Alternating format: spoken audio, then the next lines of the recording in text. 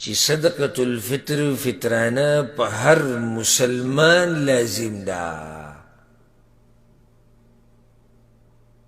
په کم یو نه ده هغه ذکر کوو،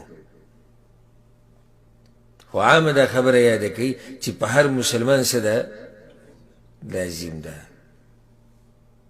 صاع د خوراک نه د طعام نه دا به ورکوي هر مسلمان د خپل طرف نه، او د چا خرچه چې په ده لازم ده د هغه د طرف نه. یو حدیث کې راځي عبدالله بن عمر راوړی دی، ګوره وی فرض رسول الله صلی الله علیه وسلم زکاة الفطر فی رمضان على كل نفس من المسلمین. پیغمبر صلی الله علیه وسلم دا فطرانه د رمضان دا لازم کړی و په هر مسلمان باندې، په هر نفس مسلمان باندې، سوي حر او عبد او رجل او امرأة صغير او كبير، صاع من تمر صاع من شعير.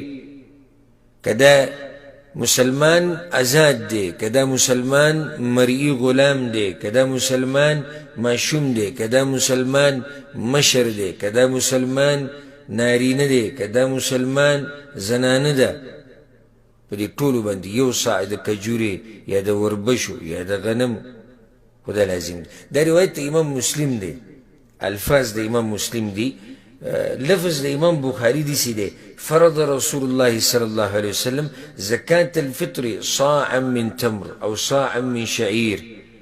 پچا لازم دی على العبد والحر والذكر والأنثى والصغير والكبير من المسلمين. مسلمانانو کې که آزاد دی او که غلام مری دی او که الک دی که نر دی او که زنانه ده، که معشوم دی که مشر دی، په دې ټولو باندې زکات لازم دی. وامر بها ان تؤدى قبل خروج الناس الى الصلاه، او پیغمبر دا امر کړی و چې د اختر د منځ نه مخکې به دا ورکوئ.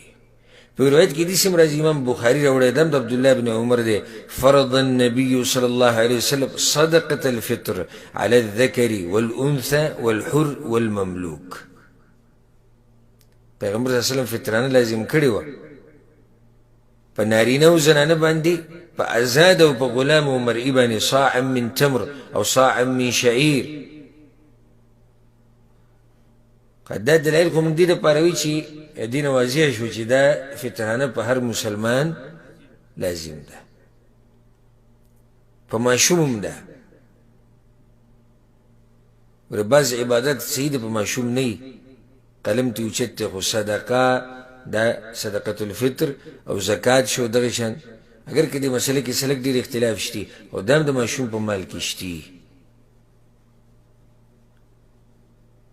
او دا فطرانه د ماشوم د طرف نه به هغه څوک ورکوي چې په چا باندې د خرچه لازم ده.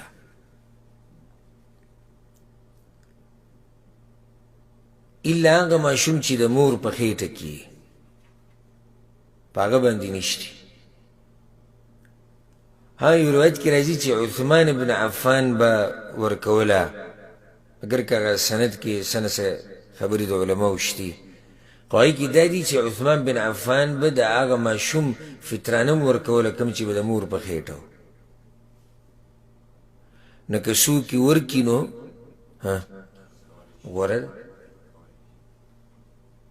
وردی کې غوره کار دی چې څومره نیکیان انسان ډېرې ښه ده، او که څوک یې ور نه کړي نو ګناهګار نه دی. ځکه چې په دې داسې دلیل نشتی چې په دغه ماشوم باندې هم فطرانه لازم دی چې کوم د مور په خېټه کې دی، په دې باندې دلیل نشتی.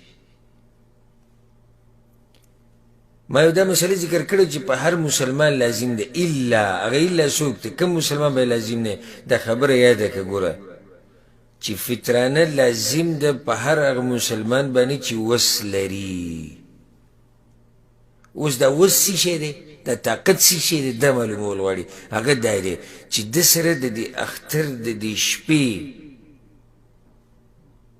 او د ورځې خپله خرچه یي، یعنې خرچ خوراک ورسره یي، او د هغې نه زیاتي ورسره دومره وي چې دا صدقه پرې ورکولی شي دا فطرانه په ده لازم ده